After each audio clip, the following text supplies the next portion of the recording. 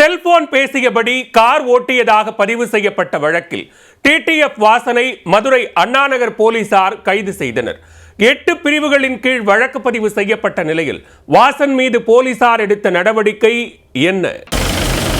என்ன பார்த்து தான் மக்கள் கெட்டு போறாங்கன்னா, டிவிக்கு ஒரு டாஸ்மாக் இருக்கு, அதை பார்த்து கெட்டு போக மாட்டாங்களா? நான் யாரோட உயிரையும் இது பண்ணல. 308 சூப்பர் பைக்கில் விழுந்து வாரி அடி வாங்கியாச்சு. அதுக்கு ஆபத்தான முறையில் பயணம்னு சொல்லி கேஸ் எடுத்து ஜெயிலுக்கும் போயாச்சு. வெளியே வந்து 4 இடம் சுத்தி பார்க்கலாம்னு பார்த்தா லைசன்ஸுக்கும் தடை போட்டாச்சு.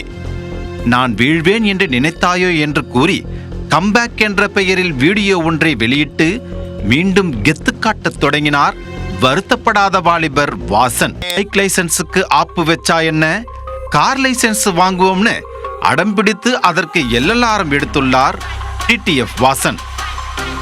எல்எல்ஆர் எடுத்ததையே லைசன்ஸ் எடுத்து விட்டதாக நினைத்த வாசன் பூரிப்படைந்து புதிய கார் ஒன்றை வாங்கி லட்சக்கணக்கில் செலவு செய்து வண்டியை மாடிஃபையும் செய்துள்ளார். அதில் ஊராக சுற்றி வீடியோ எடுத்து தனது ட்வின் டோட்லர் என்ற யூடியூப் சேனலில் அப்லோட் செய்து வந்துள்ளார். கடைசியில் பார்த்தால் அதற்கும் சாம்பார் ஆப் எனக்கு. டிடிஎஃப் வாசன் கடந்த மே 15ஆம் தேதி சென்னையிலிருந்து திருச்செந்தூர் செல்லும் வழியில் மதுரை வழியாக தூத்துக்குடி சென்றார். இரவு 7:50 மணிக்கு மதுரை வண்டியூர் டோல்கேட் பகுதியில் TN40 AD 1101 என்ற எண் கொண்ட அந்த காரை அஜாக்கிரதையாகவும் கவனக்குறைவாகவும் பொதுமக்களின் உயிருக்கு ஆபத்து ஏற்படுத்தும் விதமாகவும் செல்போனில் பேசியபடியே ஓட்டியுள்ளார். லடாக் ட்ரிப் குறித்து தனது நண்பர்களுக்கு போன் செய்து பேசிக்கொண்டே ஒரு கையில் காரை ஓட்டியதை காரின் டேஷ்போர்ட் கேமராவில் பதிவு செய்து தனது யூடியூப் சேனலில் அப்லோட் செய்துள்ளார். 4 நாட்களில் மட்டும் கிட்டத்தட்ட 3 லட்சத்திற்கும் அதிகமானோர் அந்த வீடியோவை பார்த்துள்ளனர். தற்போது அந்த வீடியோ தான் வாசனை வம்பில் வழுக்கி விழ வைத்தது.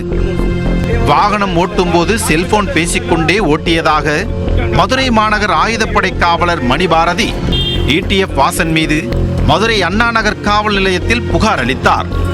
அந்த புகாரின் கீழ் டிடிஎஃப் வாசன் மீது மே 28ஆம் தேதி அன்று 7 பிரிவுகளின் கீழ் வழக்கு பதிவு செய்தனர். இந்த வழக்கு தொடர்பான விசாரணைக்காக சென்னையிலிருந்து டிடிஎஃப் வாசனை கைது செய்த அண்ணாநகர் போலீசார் மே 29ஆம் தேதி மாலை காவல் நிலையம் அழைத்து வந்தனர்.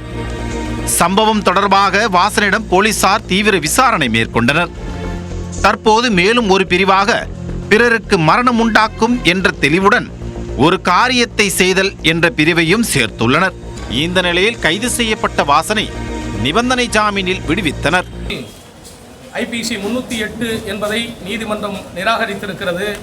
அந்த வழக்கை ஏற்றுக்கொள்ள முடியாது என்கிற பட்சத்தில் மற்ற அனைத்து பிரிவுகளும் பிணையில் விடக்கூடிய பிரிவுகளாக இருக்கின்ற பட்சத்தில் எங்களுடைய வாதத்தை நீதிமன்றம் ஏற்றுக்கொண்டு அவரை நிபந்தனையில் விடுதலை செய்திருக்கிறார்கள். சம்பந்தமாக எதிர்காலத்தில் வேறு பின்பற்றுதல் யாரும் இருக்கக்கூடாது என்கிற காரணத்திற்காக நீதிமன்றத்திற்கு அறிவுறுத்தல் கடிதத்தை எழுதி தருமாறு கேட்டிருக்கிறார்கள். நாங்களும் அதை ஒப்புக்கொண்டிருக்கிறோம். தன்னை தொடர்ந்து ஃபாலோ பண்ணுகிற தன்னுடைய தொடர்பாளர்கள் யாரும் எதிர்காலத்தில் இந்த மாதிரியான காரியங்களில் ஈடுபடக்கூடாது என்கிற நிபந்தனையை நீதிமன்றம் விதித்த பட்சத்தில் அதை ஏற்றுக்கொண்டு அவரை பிணையில் விடுத்திருக்கிறார்கள்.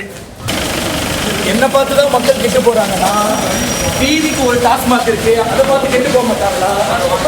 நான் யாரோட உயிரையும் இது பண்ணல. 308